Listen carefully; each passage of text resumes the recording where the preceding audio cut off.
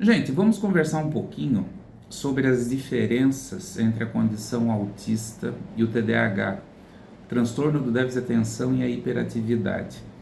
Diferenças no sentido de separar os dois diagnósticos e diferença no sentido de verificar uma eventual possibilidade de comorbidade.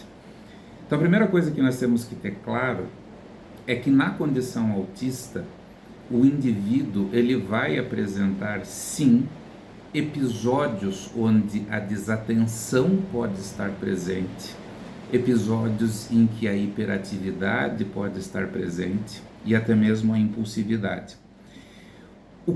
Qual é o marcador que dá estas características ao indivíduo na condição autista sem necessariamente ter a comorbidade do TDAH?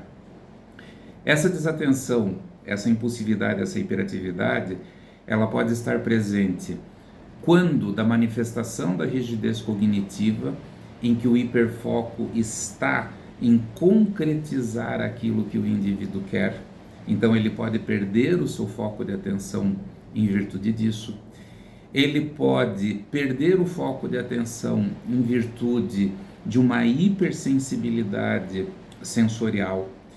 Ele pode ter uma manifestação hiperativa quando da estereotipia, também provocada e pode ser provocada pela rigidez ou pela hipersensibilidade sensorial, e a impulsividade no momento de crise, tá? Então, existe uma condição determinante para que essas características se manifestem pontualmente.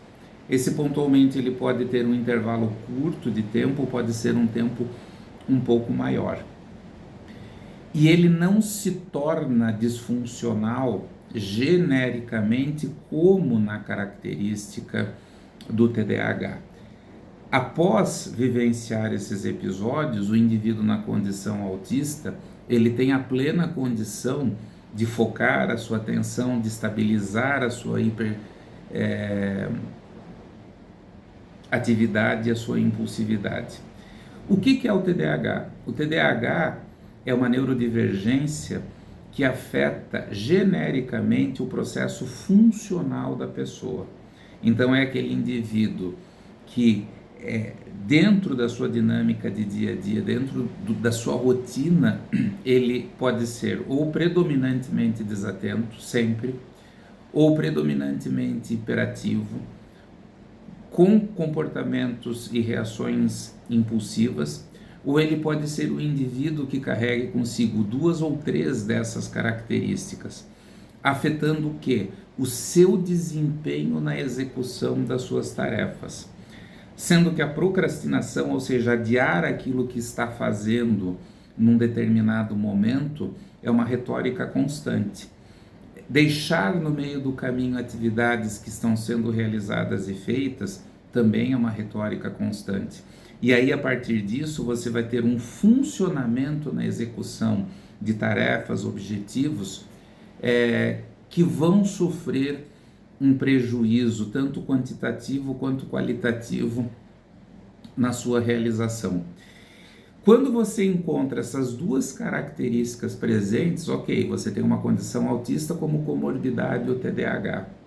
Quando você tem um indivíduo que pontualmente manifesta sinais de desatenção ou de hiperatividade ou de impulsividade, como uma causa marcante voltada à rigidez cognitiva, à hipersensibilidade sensorial, você vai estar falando de sinais característicos da condição autista, sem necessariamente um diagnóstico primário de uma segunda neurodivergência, que seria o transtorno do déficit de atenção e da hiperatividade.